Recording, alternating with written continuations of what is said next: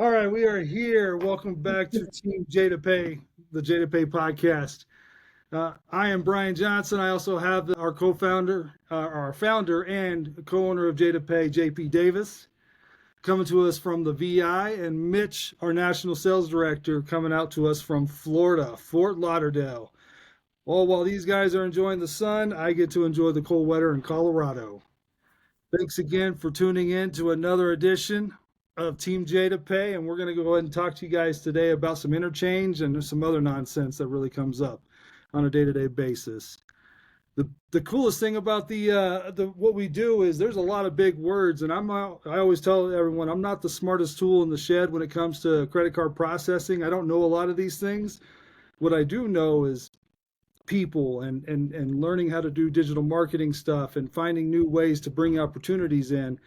Where I lack is this knowledge, and the cool thing is the people that I have with me, the most professional people that I have on here, they bring in not just a little bit of humor, but they also bring in this knowledge that we need in the industry. So today's illustrious topic is the most boring of them all, as JP said. Why are we even talking about this interchange and the impacts it has on the merchants, and are you paying too much? So before we jump into that, though, I want to go ahead and introduce or have my the people introduce themselves. I'll come over to you, Mitch, first, and then we'll finish up with our founder and co-owner, JP. Mitch, go ahead. My name is Mitchell Davey, based out of Fort Lauderdale, Florida. I'm the JadaPay National Sales Director, and I have been part of this amazing team for about 7 years now and love everything about it and just continue to try to grow and learn and give back the best we can to merchants, agents, business owners, and just be a wealth of knowledge to help the community and businesses. But a bit about my background. For 30 years, I was a professional magician, traveling the world, and that's actually what got me into merchant services. I wanted to look at residual income jobs, and as a magician, I wasn't gigging every single day. So if I ever had a day off, I could work my own hours, nights, weekends. If I was traveling, no matter where I was, it's something I could do. I'm a proud father and husband of two boys, been married 24 years, and that's He that's my said that background. funny. That's He my said that background. funny. I know you caught that, JP. Go ahead. Hey, he said giggity. I said giggity, giggity. And he said Gigging, he was a husband of two gigging, boys. performing for 30 years. For 30 years, it was great because I could be on the road and I could sign up merchants in any city, any state. I always had applications with me. I always got my business cards ready to go. And we met.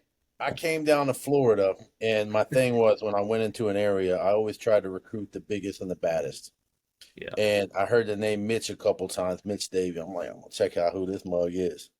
yeah, I hit him up. He met me for. We had dinner like a sushi place or some shit, Pompano. we did, we did. Came in, you were like, yeah, I'll do this, I do that, and I'm like, I do this, I do that. Like, we just never really came together, but we always talked. I We always kind of wanted to work with you. I always wanted to work with you, but I'm loyal and dedicated, and you just over the time I mean you impressed me the day that I met you.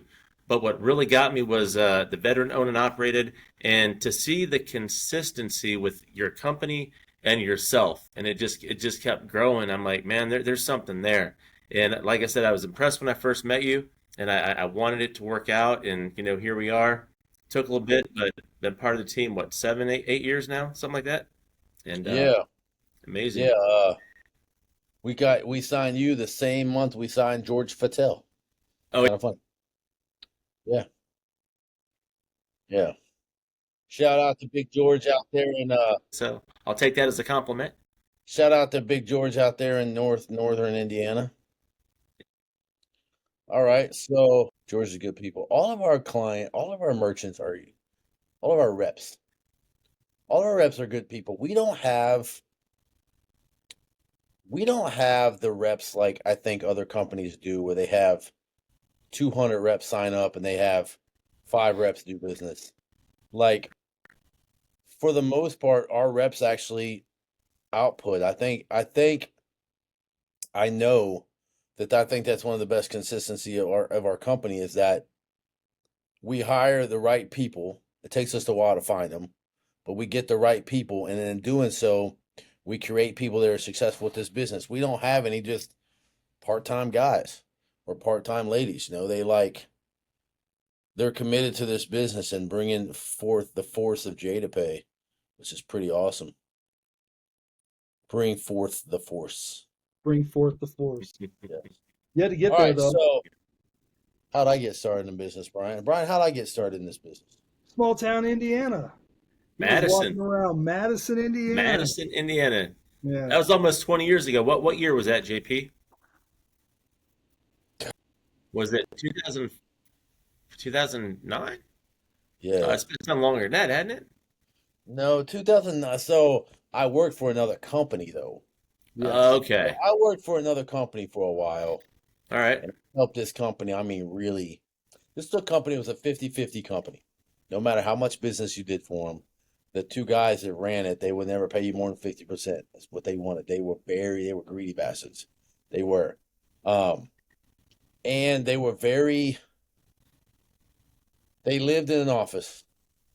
They didn't know what it's like to be on the street, going out and actually signing accounts, yada, yada, yada.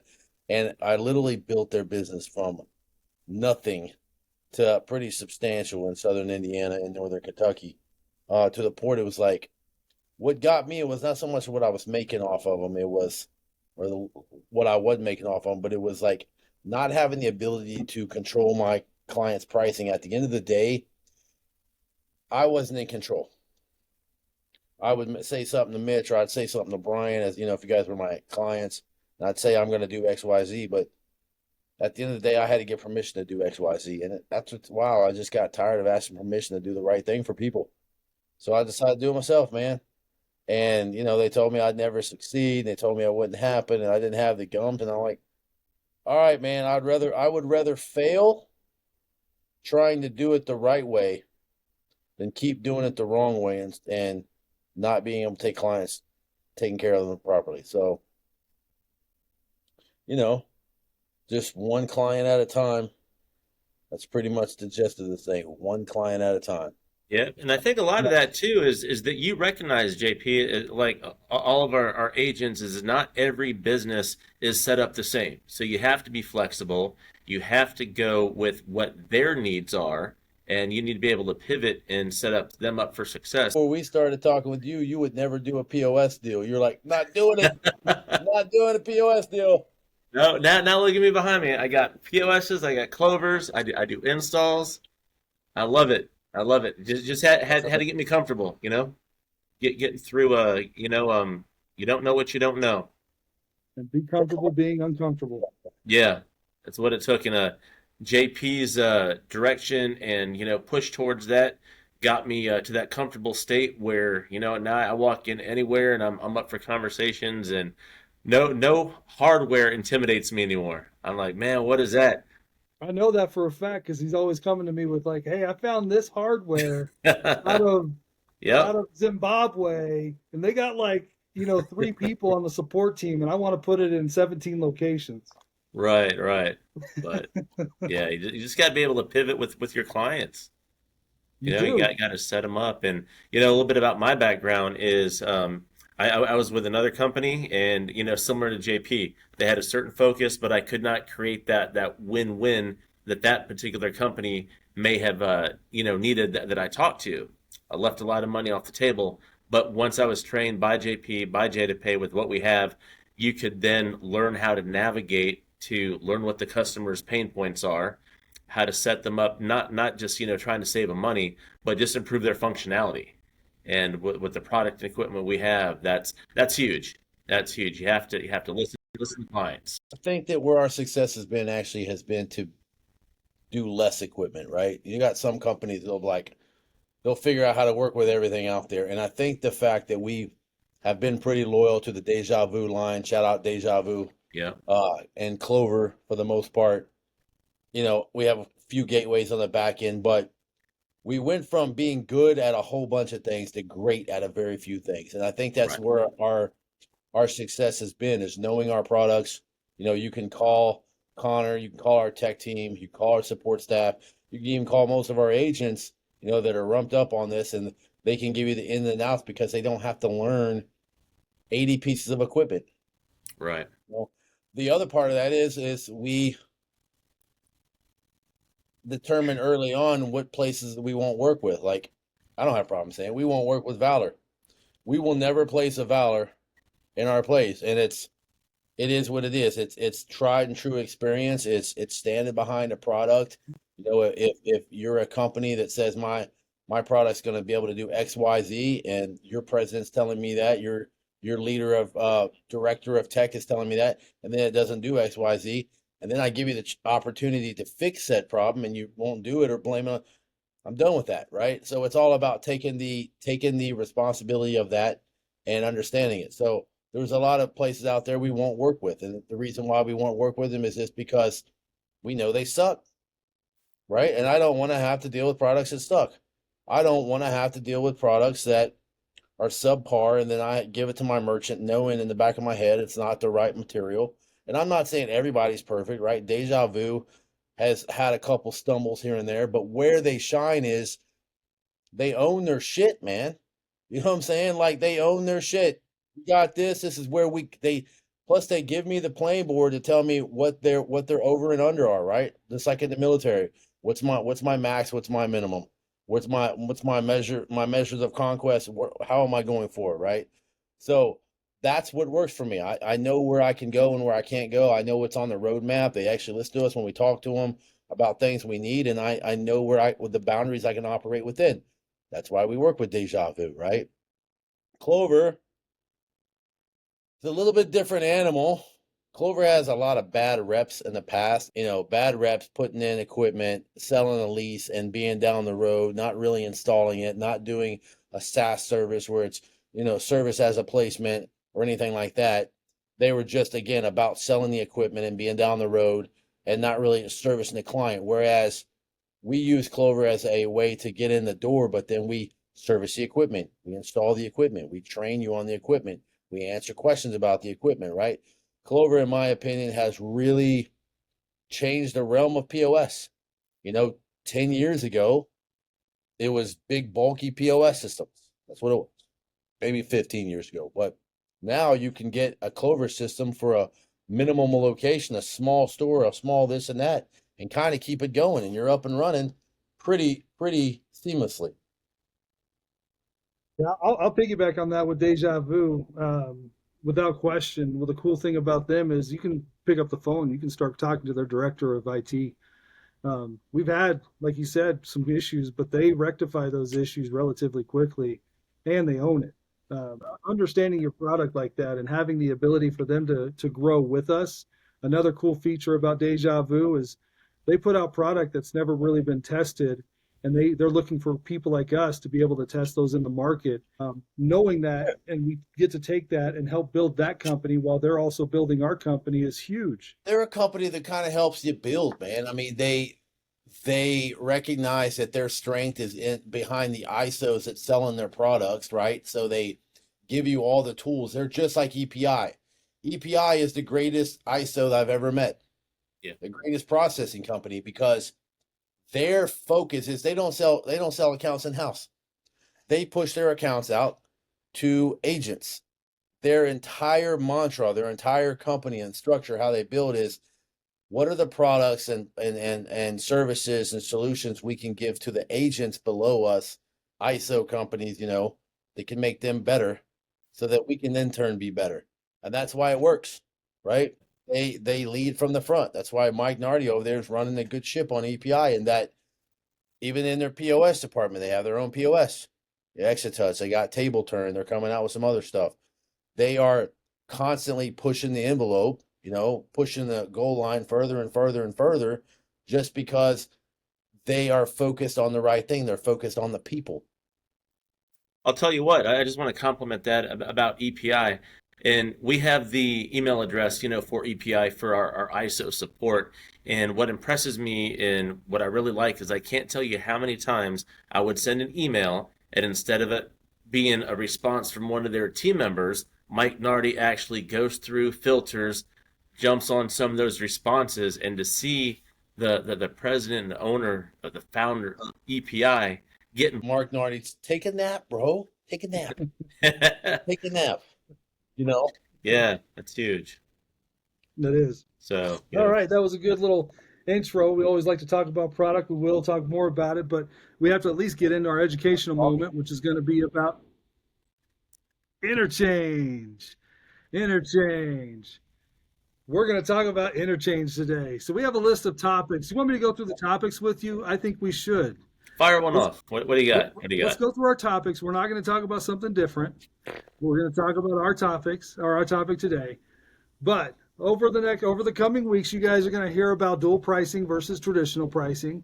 You're going to hear about how to avoid processing fees legally, the JadaPay way. You're going to hear about what is a merchant services provider. You're going to hear about understanding the chargeback process, how credit card interchange rates actually work, and that's us today. And then the truth about zero fee processing, point of sale systems 101, PCI compliance. We have a lot of boring stuff for you guys on the horizon before we can get to some of the fun stuff. Is all that today? No, we are just talking interchange today. I have to order out for dinner on this. We'll be here for a while. Okay. No, right. this is too dry material for us to kill our viewers this quickly into the podcast season. All right. Interchange. And here's the cool thing. I want you to explain it to me as if I'm a kindergartner. Interchange is pretty simple. I'm going to show you some cards. It's a debit card. It's an American Express card. And a reward card. This is our company card. It's a personal card. See it? Capital One. It's a Spirit MasterCard. 4 different cards, 4 different costs. Costs is what we call interchange. This card, for example, cost 2.5% before anybody marks it up. So it doesn't matter what ISO you're with, what company you're with, what bank you're with, whatever.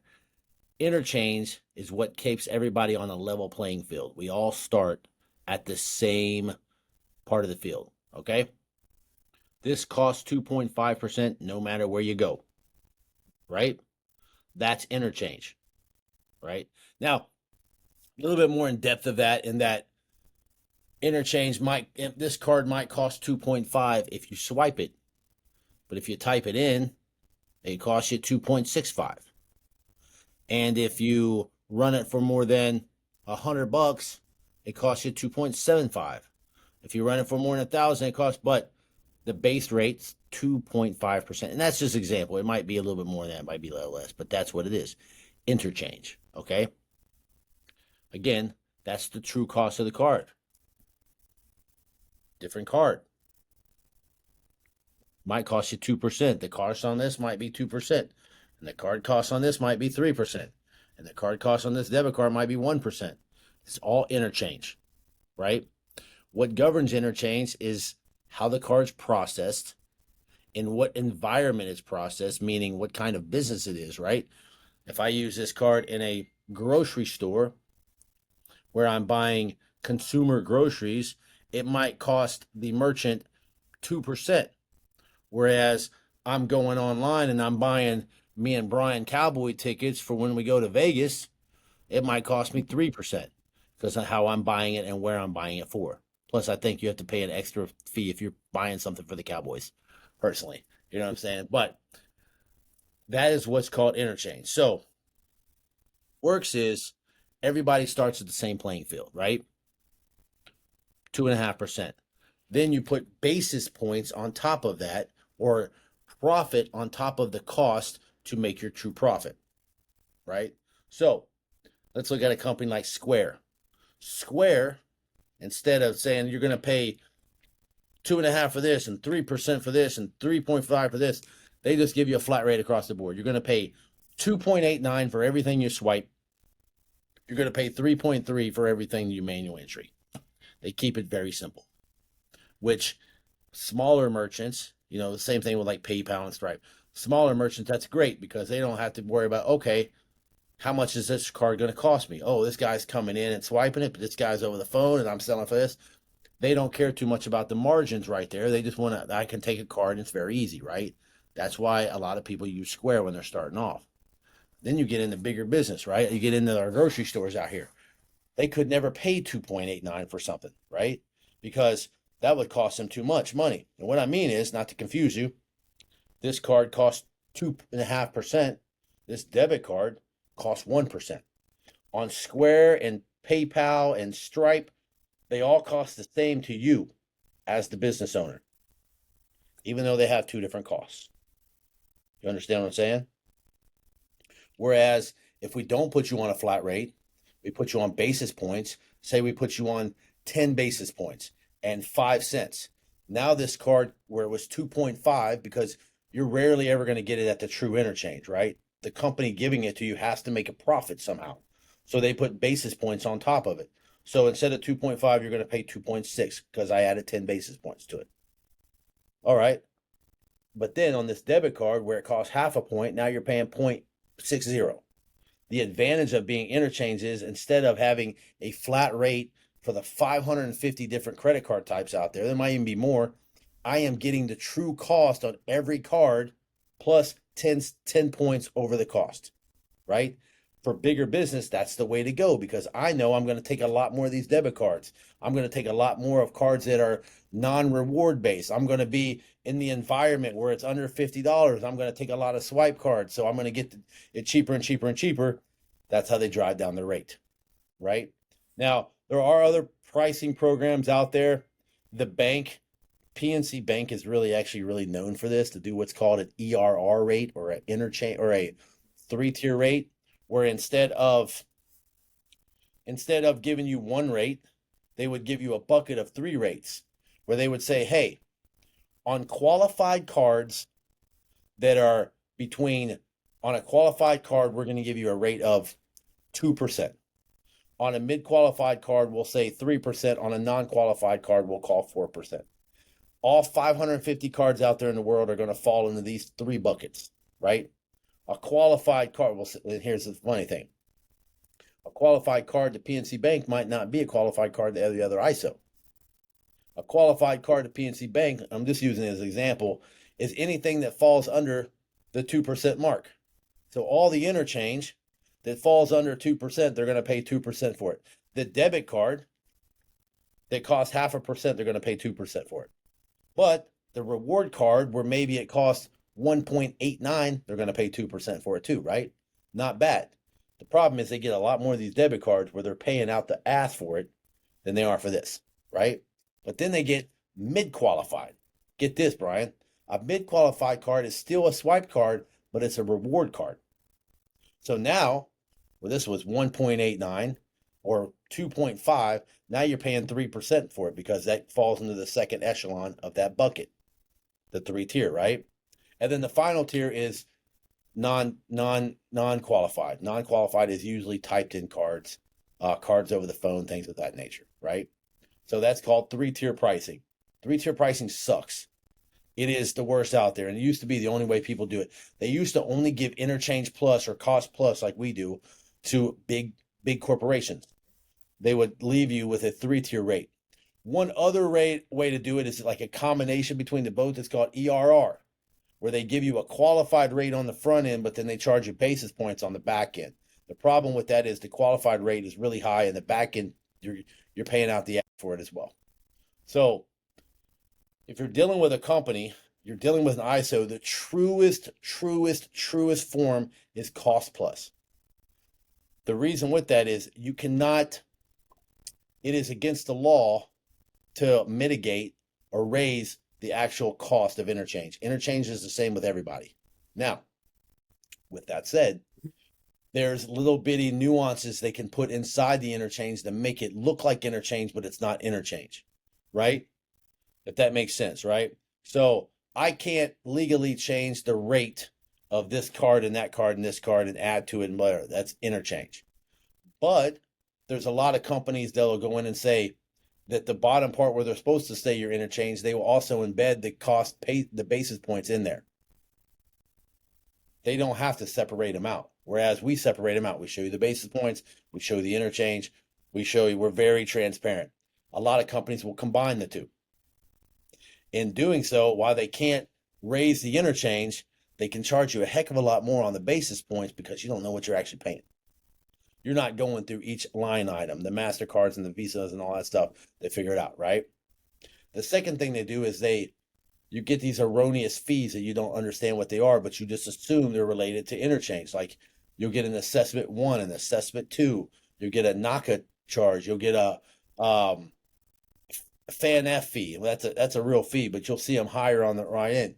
You'll see a transaction fee, then you'll see a data wire fee, then you'll see a duplication fee. You'll see a batch fee, and you'll see a settlement fee, all in the same thing. They all mean the same thing, right? So what a lot of companies do is they code their fees different ways so you don't actually understand them. There's no consistency of what fees are called from company to company other than interchange. Everything else is kind of up for the grabs. So whereas we might call it basis points, another company might call it cost plus, or another company might call it pumpkin basket or tapioca pudding or something like that. You don't know what you don't know because you don't know the true cost, right? So with all that said, this is where dual pricing and flat rate has become very popular. In that, hey, instead of me saying I'm going to give you basis points and I'm going to give you, true card on top of cost, or I'm going to give you this, I'm just going to give you a flat rate. And the best part is I'm going to tell you what the flat rate is so you can charge it back to your customers. That's the best part. It's very hard for a business to charge back their customer their rate when they're on an interchange cost plus rate because they don't really know what the true rate is. 1 month it might be 2%, and the next month it might be 2.5% based on how the cards ran, tips, yada, yada, yada. But if you find an ISO company like ours that will say, hey, we'll come in and we'll set your rate at a flat 3%, then you know how to mitigate that flat 3%. The other side of that is that we teach you and show you how you can actually build that 3% into your cost so you can pass that on to your customer, therefore making your cost zero. So at the end of the day, interchange sucks. Every time they come out with a card cost, it costs something different. It matters where you're spending the card. So again, this is a reward card on Spirit. Actually, this is the better card to show you. This is my reward card. I like this card. I get 5% cash back for anything I spend as a consumer. So if I go and I put my Netflix on here, I put my phone bill on here, or my groceries, that's pretty much what we use for it. I get 5% back. It's considered a reward card though. So while I'm getting 5% back, the merchant that's taking it probably costs them 2.5%, right? That's how rewards work. The Visa company, the MasterCard company, they're not paying the reward. It's the business you're spending the money in. It's paying the reward card, right? This is costing them 2.5% to take. And out of that, that's where they're getting their cash back because they're charging it two ways. They're charging me to use the card, right? And then they're charging the business to take the card. So they're making double their money. They're just giving you back your own money in reality, right? So that's the actual interchange of it. So, depending on where I use this card, if I use it in a gas station or a grocery store, it might cost 2%. But if I buy something online, it might cost 3%. That's interchange in itself. It sucks. Interchange, you can always look them up. They're posted just like, tax rates and anything else. They have one every year. They make adjustments to the interchange in April, Mayish, and October of every year. And it's usually not big changes, but they have new cards that come out. You can see them in there. You can see every kind of Visa card, MasterCard, Discover. Every single card's in there. Prepaid cards. Some of your bigger companies like Hilton's and Walmart's and stuff, they have their own cards. You can see those on there. It's all available to you. It's public knowledge for interchange. So me as a merchant, no matter what, I'm going to have a wholesale cost on taking cards, regardless of what card it is. And that wholesale cost is interchange. And then me as a merchant, if I want to maximize taking cards, so I'm not having to pay these things, we have the ability to adjust, not interchange, but we have the ability to adjust the way they take cards so they can actually max. Yeah. And it's two or three parts of that. One is making sure you're educating your merchant the right way, right? I have been to multiple locations where maybe they had like an old swiper on the side of their terminal. Like, yeah, it stopped working a couple months ago. Instead of buying it, we just been typing it in, not knowing that swiping it's 2%. And now you're paying 4% for typing it in. That $55 reader that you could have replaced could have been paid for 10 times over because you don't know what you're doing, right? So it's educating the client. It's understanding what the interchange costs are and how they actually set what a debit card is, what PIN-based debit is, again, and making sure they have a device that they qualify for it that takes PIN-based debit. Understanding the process, I have some customers before that would not batch out for 3 or 4 days. That actually drives up your cost too. All credit cards are supposed to be deposited or batched out within 24 hours of being ran. So if you wait longer, it actually drives up your costs. People don't understand that, right? And then just understanding what the card costs are, understanding that people are going to pay with debit cards. Even your debit cards have rewards on them now, man. There's not many cards out there that don't have some kind of reward, right? Cash is really no longer king. A lot of businesses, well, they did. A lot of businesses still based everything based on the cash and not the card they're taking in, which is the credit card fees are usually the second or third highest, most expense they have every month in doing business. So they need to be more aware of how to incorporate that, right? When they build their products, when they build their equipment, when they build their process at checkout or their restaurant. Here's a great example. A restaurant right now. You go in, you sit down at the table, they bring you a bill, you give them a credit card, they walk back, they run it in the thing, they come back, right? We've all seen that, right? That's expensive. It's 2 transactions, right? Because it's the pre-check and then it's the post-check, right? They ruin the ability to take PIN-based debit. They can't take PIN-based debit because obviously the machine's not in front of the merchant, so it's up there. They can only run it as credit. And then the sense of security that, I can't take Apple Pay and Google Pay. The simple changes like bringing the payment terminal to the table.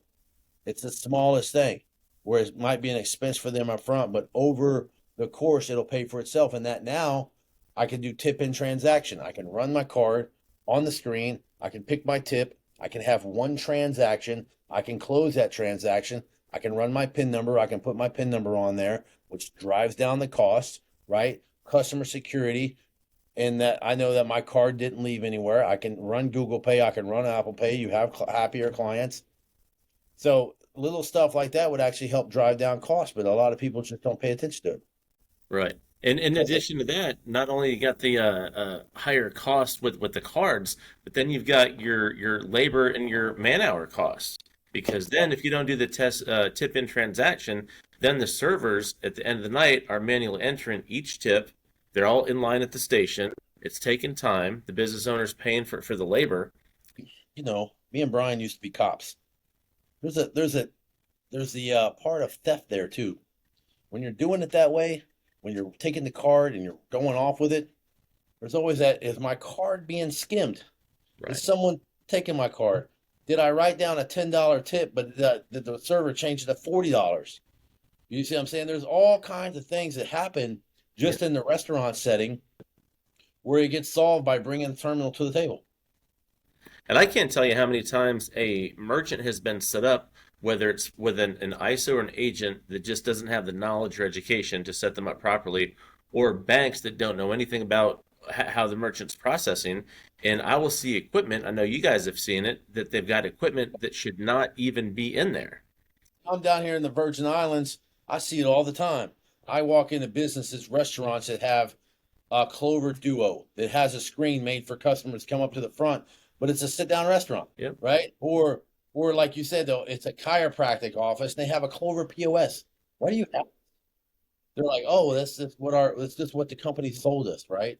Or on the medical side, where we do really well with Deja Vu, right? Because Deja Vu has the front end, they have the back end, they'll tie to QuickBooks, I can do invoicing, I take care of customers. I'll walk into a lot of places, they'll be using an old credit card machine where they're literally taking payments over the phone and typing it in and making a receipt and it goes nowhere. Or they have multiple locations and they're like, every day the project manager or the practice manager gets receipts from 3 or 4 different locations. She has to then add them up and put them in the QuickBooks, and just the man hours it takes to do that crap.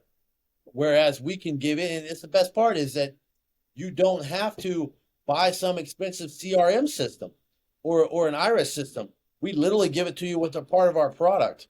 It comes with you for free, right? We give you the back end piece where you can manage multiple facets across multiple companies. You can have multiple terminals. You can collect what we call it as points of pay. So, Deja Vu, for example, I can take payments in person.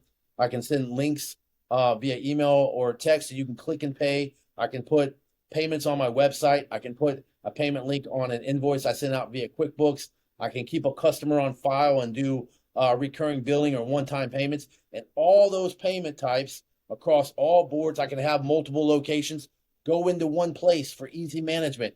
A person can look on there. It doesn't matter what location you've been through with us. I can go into one login and find every payment you've ever made in seconds, right?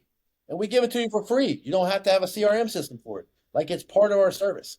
Yep. Right? It amazes me. It amazes me some of the places I walk into because, like you said, a bank sold them something. A credit card guy came in and was convinced I'm going to sell you X, Y, Z, regardless if you need it or not. Didn't take the time to listen to them, talked them in some, and they don't actually have what they need to set up their business. All the time. Two accounts last week I signed. Clover's in an office, POS. They didn't need it. So you got the Clover fees, and it just there's no personal service with how they were set up. The bank, the agent just doesn't learn about the company. We take the time to learn about the business. What are your functionality? What are you looking for? What do you need? What do you don't need? And we set them up right the first time. And combating the easy button. Because a small business owner has enough to stress about. Getting set up to be able to take credit cards is not something that they want to stress about. And I came into this from a home services industry without even knowing that this was a thing. So I was set up by my bank, or I went out and I would buy those square readers because it was the easiest thing to do, but it was the worst thing to do. No one should ever use their bank. No. The bank is the worst credit card company to ever use because the bank is not a processor. They're not a processor. They literally just hire another company like us to basically take their business. It might even say Bank of America Merchant Services, and it sounds the same, but it's two different companies, and you are paying two different people. It's like going to the car lot to buy a car, but instead they sell it to someone else, and I have to then buy the car from that other person, but also pay the car lot that sold it to the other person. It makes no sense, right? People are convinced they have to use their bank, and I get it. Banks get a lot of easy business because a person's coming in, they're starting a business account with them, they're needing things, they're like, oh, I need credit card services, but I never, ever suggest you use a bank. All the bank processors suck, all of them. Chase Payment Tech sucks at it. They will talk you into stuff, you're buying crap, you're paying more than you have to. PNC Bank, Bank of America, the bigger ones, they suck.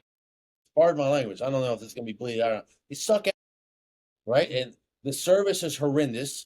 You have a relationship with your banker, you're having a problem. Oh, I'm having a problem with my credit card terminal. 99% of the time, they can't help you. They got to give you a 1-800 number, right? It's just a suck way to do business, right? Yeah, I never understood. I always use the analogy, you don't buy your car insurance from the same place you buy your car.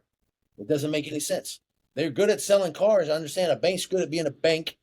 But when it comes to credit card services, it's not something they understand or really recognize. They're just basically playing off of the free business that you gave them. Right.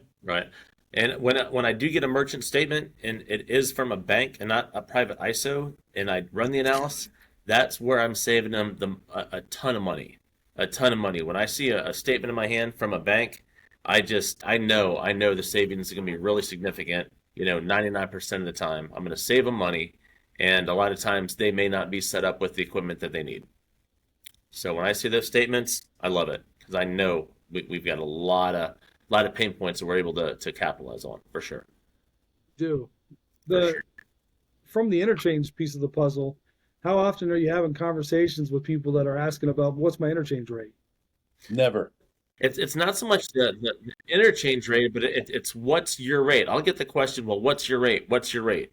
That's the number one question. And I will tell them, I can't give you a flat rate because I don't know enough about your business. And I tell them anybody that gives you a flat rate has to price you high to make sure all their net costs are covered. If you're just looking for a Right. flat rate, then that's where business owners make the sense. 4 or 5 models in the interchange. What kind of business do you have? How do you process your cards? Meaning, do you use terminals? Are you online? What's your average transaction rate, right? When do you close your batch, right? And the last piece is, what kind of business are you actually doing, right? And I know I said that twice, but I have a great example. I have a guy that signed us up with us recently. On his business license, I swear to God, it says he does carrier. He hauls cars. He does landscaping. He does accounting services. He can come and fix your roof, and he's an electrician. All 5 of those businesses are on his business license he has for one company. When you write that account, what do you write it up as? General contracting, handyman services, but he also hauls cars and tows cars, which would qualify for PIN or qualify for a tip. But the other business don't qualify for a tip. So what do you put him in as? Right? So when I say what is your main business?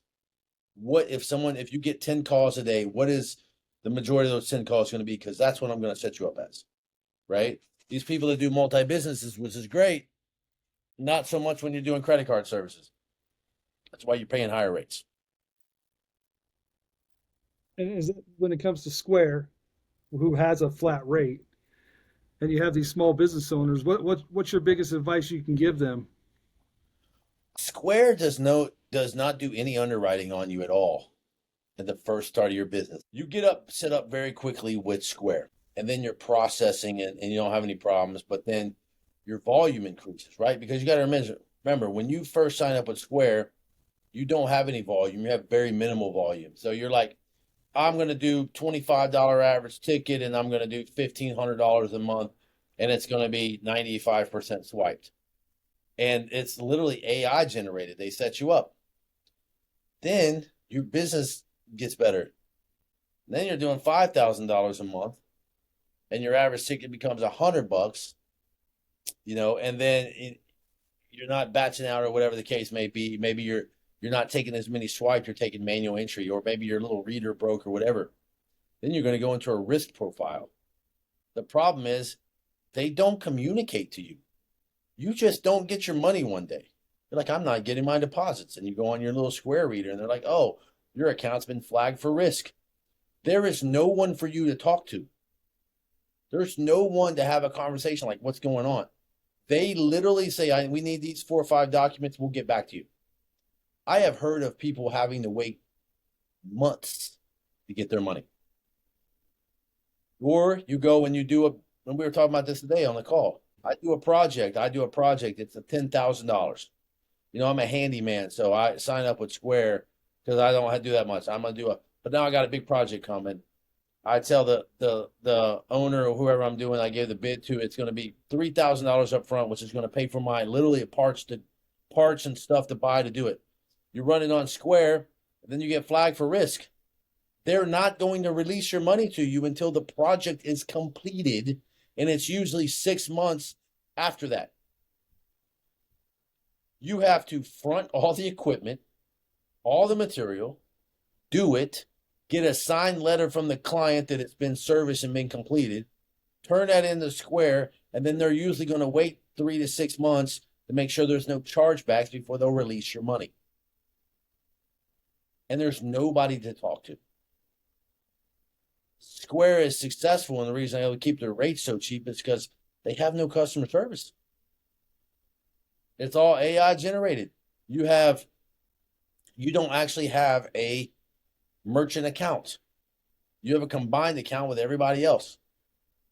Back to the guy that, started at $1,500 a month and now he's doing $5,000. Now they flag you into risk.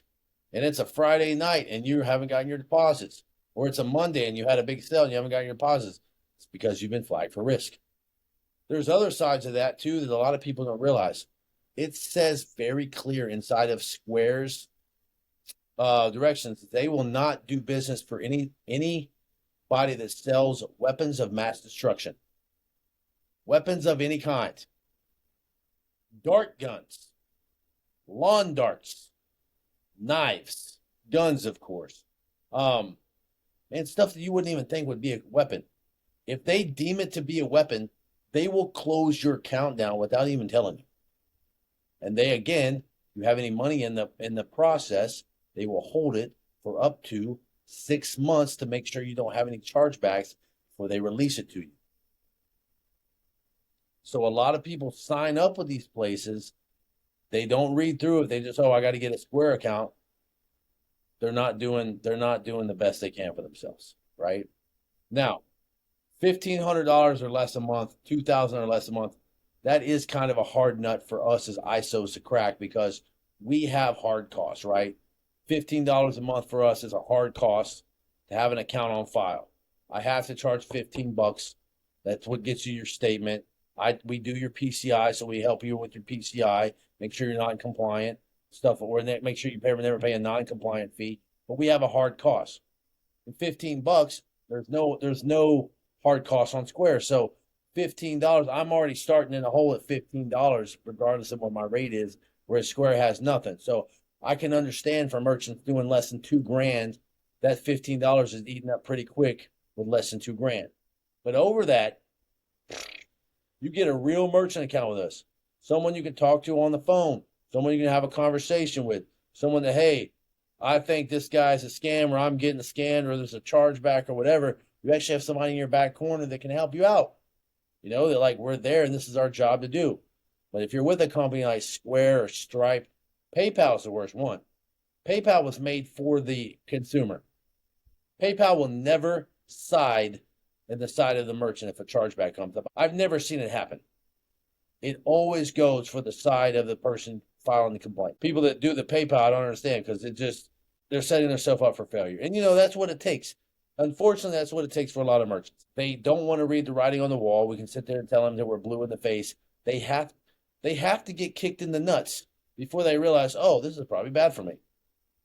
Some people are like that, man. And, that's how it is with a lot of merchants until they're not getting their money. And it's usually we're getting them when the bad thing has happened, that they have someone that's holding their money, yada, yada, yada, yada. So it's unfortunate in the way of the business, but the way the business rolls. It is. And from a small town, you brought it up, the statement analysis. We keep mentioning it, but you don't get to do that with a bigger company like a Square. You can't just send them your statement and say, I want to beat this. They're set. Their rates are set. No matter what, you get that equipment, your processing, it's fixed. You don't get to adjust those. With us, you get to do a statement analysis. And Mitch, you were just saying that you were talking with somebody that was in 7% or whatever it was. And we can identify those things through the statement analysis. And first off, is there a cost for that? Do we charge for that? No. No, it's a free service, even if you don't use us. And so, it's one of those things where we don't want everyone's business. We just want you to do business the right way. And if you choose not to go with us, it doesn't mean anything to us. We just want to give you the tools to be successful. Obviously, we want you to be our business. We're not. Yeah, go ahead, say it. We're not here to get your business. It sounds crazy. Our main goal is not to get your business.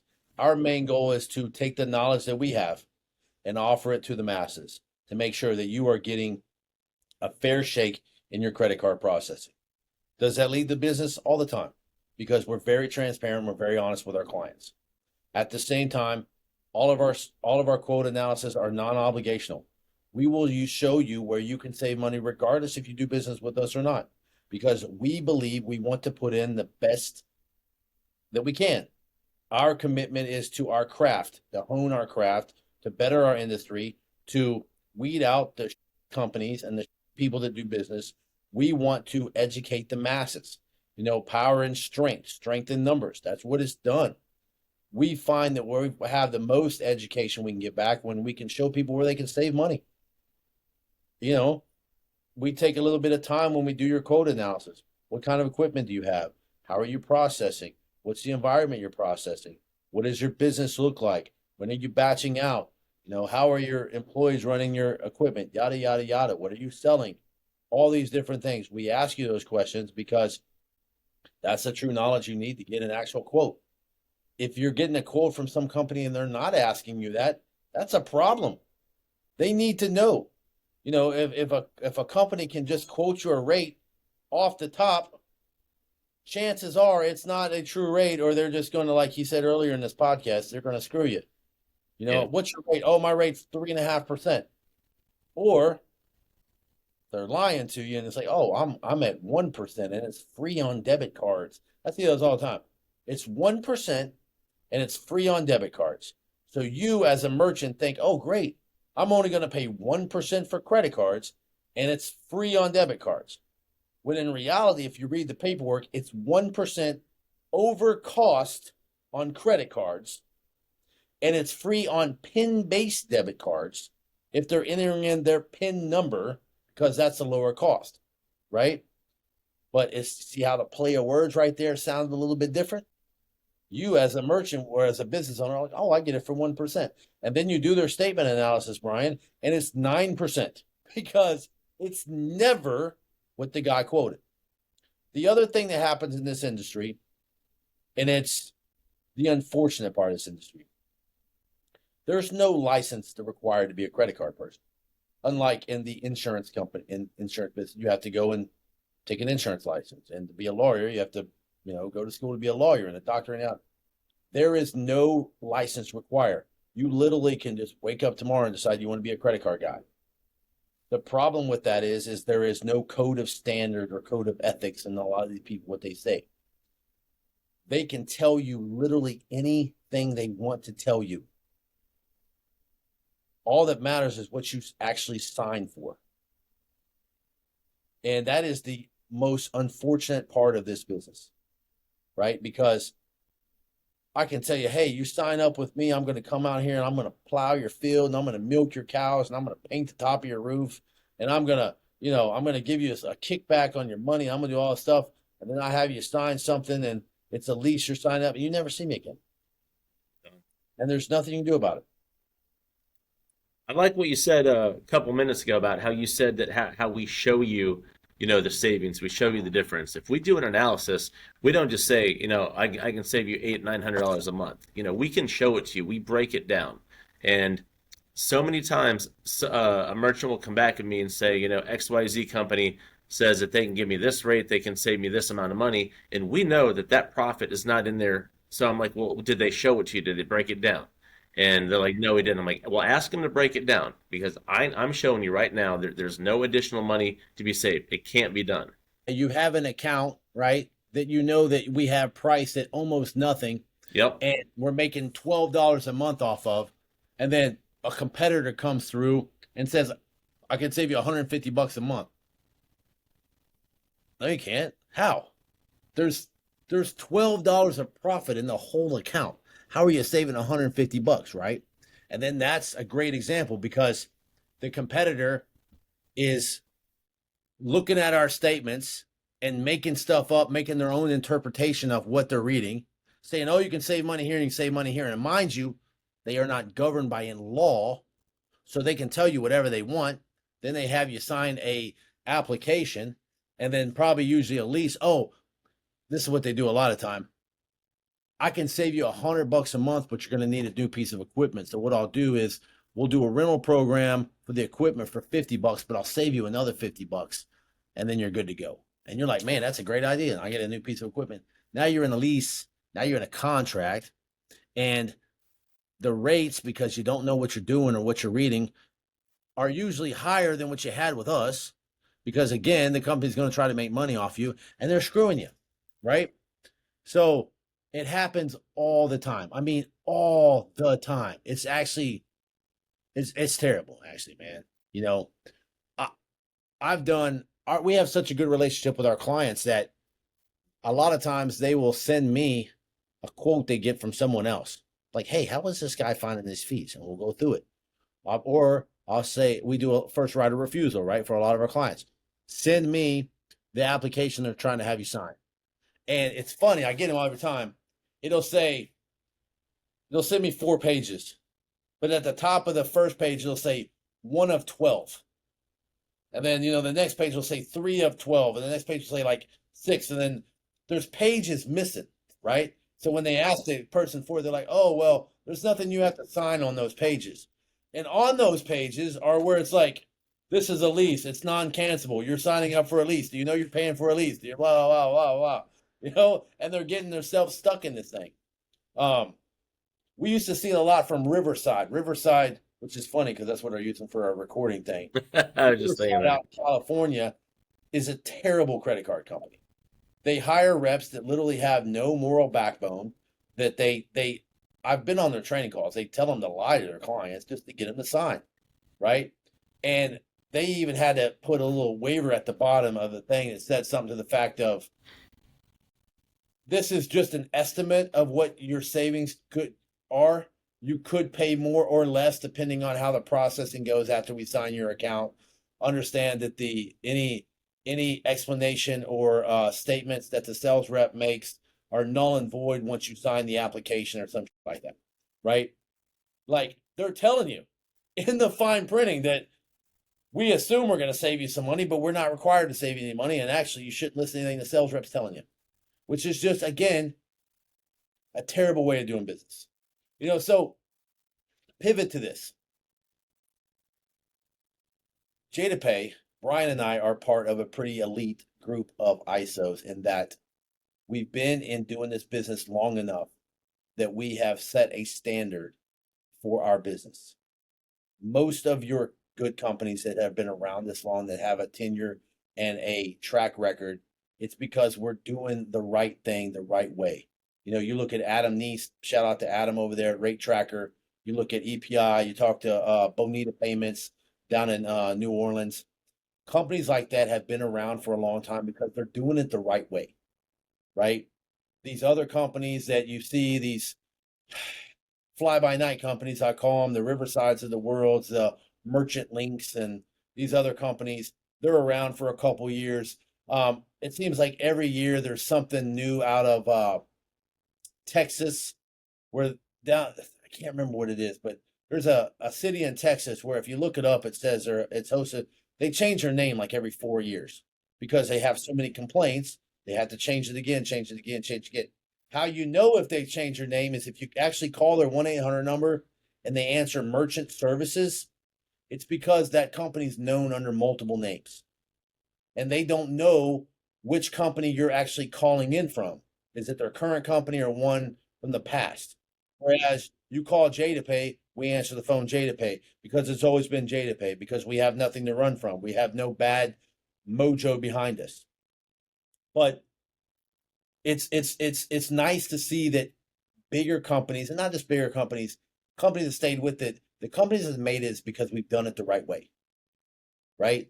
Yeah. We don't settle. Brian and I have known each other for a while now. We have always stayed on the same path. We have always been on one path. A lot of our colleagues, and some aren't even in the credit card business, started on the credit card path, but then went into loans. They went into equipment and they went into things. We have always stayed on the same path and just trying to better the experience and the foundation that we have because this is where we started, right? And we stay on that path because there's always ways to improve. There's always the better product we can. I mean, even if you look at our company in itself, we started as, how many accounts can I get? Right now, we always had a good foundation in that we would do it the right way, but how many accounts can I get? How many accounts can I touch? And then after a couple of years, it's how many accounts can I save? How many merchants can I actually help today and save them from what they got into? To now it's become, still keeping those same foundations. It's how do we give our knowledge away so that the mass can feel it, regardless if we get their account or not? How do we educate people so they don't get into situations that they can't get themselves out of? Because, Mitch, there's people right now that are still paying equipment leases for businesses that closed down for years ago. Yeah. Or in contracts that they can't get out because their contract states that, oh, our contract buyout is not a flat fee of $500. Our contract is 100% of the profit that we make, that we would have made for you over the next 18 months, and we're not going to get. So I think as a company, how we've stayed successful and growing forward is that our customer is the number one priority for us, but also on the same line, our agent is the number one priority as well, right? That's another, that's another conversation for another day. But what you'll find in JadaPay is we care about our agents just as much as we care about our merchants. Yep. Right? We care that our agents have the correct information they can to be successful, but we encourage our agents and try to teach our agents the right way. We don't just let our agents go out and sell any way they want to. We don't. We don't want to put a bad program, and not saying that back up. I don't think that we would hire a bad agent because we're pretty close knit of how we do business anyway, but we train our agents the right way. We care about our agents probably more than our agents care about themselves, right? Same thing with our merchants. Brian will tell you, we don't give a shit about the money we make off our clients. We don't. There are multiple merchants that we take a loss on. We care more about the product we're putting out there, man. We care about the foundation and what our legacy is going to be. And did our merchant know that they got the best shake they could with us? Did they get the best rate? Did they get the best experience? Did we give them the best knowledge to be successful? Did we show them where they can do? Now, there are some clients out there that it doesn't matter. Brian, there's one recently that we had, we tell her to go left, she goes right. We go right with her, she goes left. We go up, she goes down. Couldn't make her happy. It just is what it is. And we have to have the knowledge that we can also walk away, right? We fire clients all the time. That's something very important that I don't think a lot of people know. We fire people all the time. And we fire them usually because they're it's usually our newer clients that come to us that think they have to talk to us a certain way. Again, we respect our agents and our staff very highly. So if you come and you've given us attitude, and there's a difference between attitude and just downright being disrespectful. Brian and I won't deal with it at all. I know we're covering a couple little bases here on everything, but we won't deal with the disrespect at all. If you don't have enough respect for you and you're going to disrespect our staff, we won't deal with it. Normally you'll get a warning, whereas if you feel you have the need to cuss, you call me or Brian, and we can deal with that all day because we're used to it. Do not call my staff and cuss at them because, we love our staff more than we love you. That's the reality. And these are people we work with. They are our colleagues. Granted, we're the boss, but they are our colleagues, and we will take up for our staff every single time. Now, if our staff is wrong, we will also be the first one to be in that act. That is something we do as well. We hold people accountable. But I think that a lot of merchants, it's funny, I was watching Ted Lasso again the other day. A lot of people think they can just buy a ticket and then come to these football games and they can say whatever they want to players. And that's not how it is. It's the same way in the credit card business. Just because we do your processing for you doesn't mean that we owe you anything. We're not, you don't have anything over us. Like we have to do it.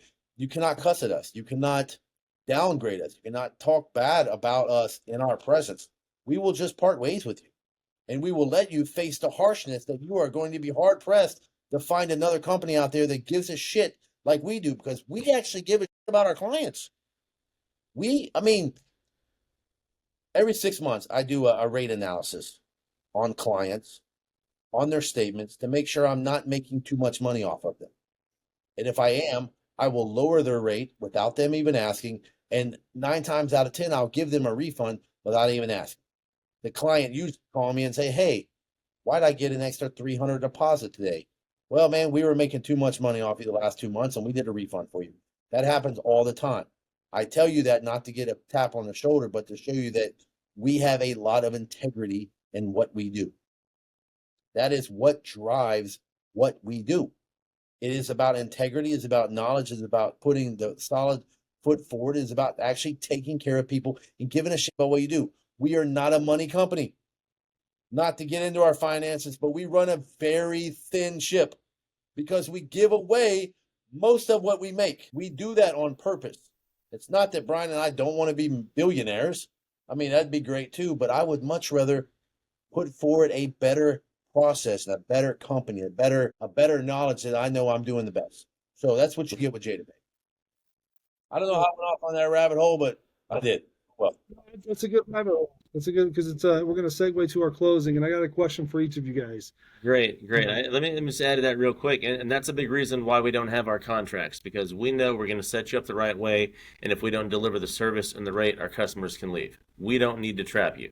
And as you guys saw from the video I sent when I presented to 45, 50 business owners last week, 56% of all businesses fail within the first 10 years.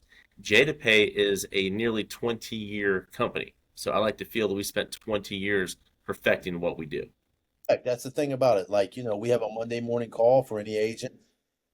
We're consistently educating. We're consistently finding a process. I mean, a lot of times on our Monday morning calls, we're going over the same stuff, but practice makes perfect. We do that on purpose. We don't just have a sales call to have people come in and teach them how to do sales and how to get more clients. That is one thing that we do. We actually have education and we have knowledge, we have foundation base, and we have, education of how we can drive things and things of that nature. That is what we're trying to do. And look at how many people show up on our calls. Of course, they are not mandatory, but we get the same agents that show up week after week after week. Why? Because they pride themselves in being the best, being up to date, current with everything all the time. They're always wanting to learn. We don't make them, they show up. What they really want to do is they're showing up to see what hat Brian's wearing that day. Mm-hmm. Every week. I even saved it for the end too. So our hat today, and I want you to close this out. I'm going to ask each of you guys a different question, but JP, I mean, this industry is interesting. Go back in time. What advice would you give yourself, your younger self, as you were stepping into this for the first time? Don't be afraid to do what's right. Like I said, I worked for another company that was about money. And while I have a good heart and a good soul, a lot of what they did was, are we going to make money on this? Are we going to lose money on this or whatever? Don't be driven by money. We all need money to make life happen. I understand that. But money cannot be at the root of why you do things. Find a purpose for why you do things. My purpose is my children and the legacy that I put forth. And as long as I can put food on the table for them, I'm good with that. I don't have to sell my soul to do it. Never be afraid to do the right thing, man. And I see this all the time, man. I can name, and I won't, but I can name some people over the course of the last few years that are still doing this, that are people that go out and write leases for people when they know they're that talk people into things that they shouldn't have, that are content with doing that because they care more about themselves and the money they're making than the people they're actually taking care of. They convince themselves that, this is good for the client. Like, I had a lady that used to try to convince people, oh, well, if they're in a lease, they can write a lease off. And who fucking cares? Like, you don't have to lease them a product that they pay 12 times over for. It just, don't be afraid to do the right thing. Always lead with the right thing. Yeah, I love that. And that is true. It's a big mantra of JadaPay itself. And obviously it comes from top down, which is so important for a company, and from leadership to all the way down to the staff. Mitch, what was the turning point that shaped you or shaped the work that you're doing today? Honestly, JadaPay, the entire team, I came, as I mentioned, from a different industry, and I mean a different company. I'm 15 years in the industry, but I just didn't have that drive and motivation to be so happy within the company that I was working for. So as JP said that, we met, years ago, it took me a little bit to, give the opportunity to JadaPay because I felt like I was doing the wrong thing, going with another company, but I loved everything about it. And once I started submitting some deals and I saw how it worked from the approvals to our tech, to our processor, like, man, this is a well-oiled machine, and there's a lot that I can do with this. And then I knew that I was with a company that I had the backbone and the support where I could just run with it. And then I was excited to get out there. I was excited to change, lives. I mean, everybody has a financial story. people recovering from COVID, college tuition, hardship, whatever. And the fact that me finding businesses that I could help on a financial level that I knew impacted their home, their personal, their family, that was huge. And then I just took off because I was excited for the company I was with. And then that's what changed and shaped me. Finding the right company to motivate me just to go out there and, like JP said, do what's right. And that Yeah, just, you don't feel alone. That's the thing with a lot of these sales agents is that you sign up with a company, and just like you sign up with a company, and sure, it's great to talk to them on the phone and to be in sales calls and things of that nature, but you're not alone, man. Like, you're not out there. It's like you against the world. You have to go out there and figure out yourself and go do this and go do that. With us, we try to set the foundation as much as we can. We're giving you advice and we're giving you help and we're doing social media for you and we're doing plugs for you and we're doing advertising for you. We're coming out to meet you and we're setting up trainings for you, yada yada yada yada. Right? So you don't have to be alone. I think, when you talk to George or you talk to Mervin or Antonio on our team or Norm or Chris or Matt or all those guys, they're not alone. Yeah, we work in different regions of the country, but when we get together, we're not alone. You're part of a team. yeah, that's huge because we know that life happens. And sometimes an agent, I had one today, one of my agents, one of our agents had something that they were experiencing. I'm like, you know what? Do what you got to do. Don't worry about anything. We got your back. If you need me to make a phone call, I'm here. If I'm busy, we've got another team member. Cover down, do what you need to do. We got you. And you guys have done that with me. We've done it with agents.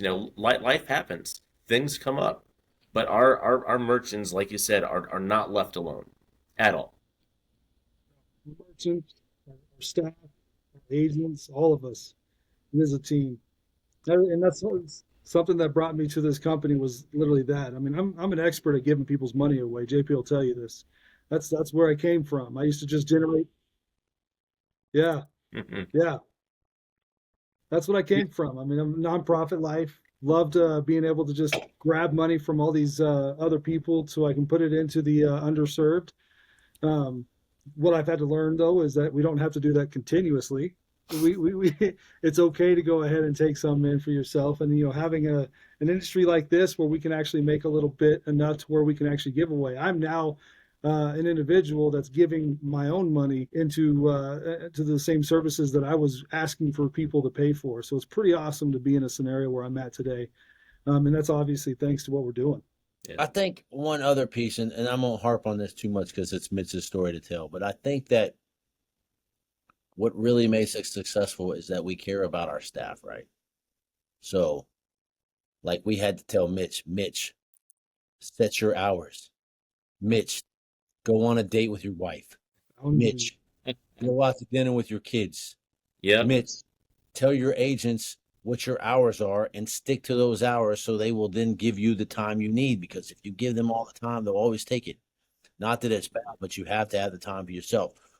Or you look at Connor, which we like, how can we help? How can we increase in you outside of this business? How can we give you training? How can we set you up with some leadership training? How can we give you education? Like, those are the things like when we say we care about our people, we care about our people, man. Yeah. Like, you're not just going to come on and be a part of our staff or a part of our agent pool, our JadaPaster, and then just be there. We're going to constantly be asking you, what's your expectations for yourself? What's your goals? How do we get those goals? How do we readjust to get those goals? Like, we want you to be successful as much as you want to be successful. It's funny. Last week, I go home and I had a look on my face, and my wife, she's like, "What's going on?" I'm like, "Oh, I had a talking to from Brian and JP." She's like, "What's wrong?" I said, "They're telling me I'm working too much. They want me to take a break. They want me to slow down, and all I do is go, go, go." But it's funny, you guys. You know what? You do care, and we need to reset. We need to recharge our batteries, and you guys look out for that. But it's so funny. I was like, Mitch, take 5, 10 extra hours off this week. Take care of you. Relax, relax. You're doing great. The stuff is getting done. Go to a Panthers game. Go on a date. It was just pretty funny. This is going out to the world, JP to the world. Dates your wife. Date your wife. Brian dates his wife every Tuesday. I can't get a hold of Brian on Tuesdays after 5 o'clock. Why? He's on a date with his wife. Date your wife. You work so hard to get your wife. Date your wife. Spoil your kids. Yep. Enjoy your kids. Them kids don't give a shit about them cell phones, man. I take them kids' phones away. At first, they're kind of upset. I went for a walk the other day with my kids. I went to the pool with the kids. Do with your kids, man. Because they're only going to be kids for so long. And then they're going to be down the road. Yeah. Send Good us off. points. Good Send us stuff. off, JP. The JadaPay, whatever called. End it. What else? We got? Give it. You look like Yeah, close us out. you look like Crocodile Dundee's missing brother. Yeah. Yeah. Hold out a knife. Hello. It Hello. always comes out like not Australian, but like English. Hello. Is that what that is? All right, closed out. Come to our next podcast where we'll talk some more about other people. And we actually don't ever talk about people. We only speak from facts. Everything we talk from is actual fact and experience we speak from.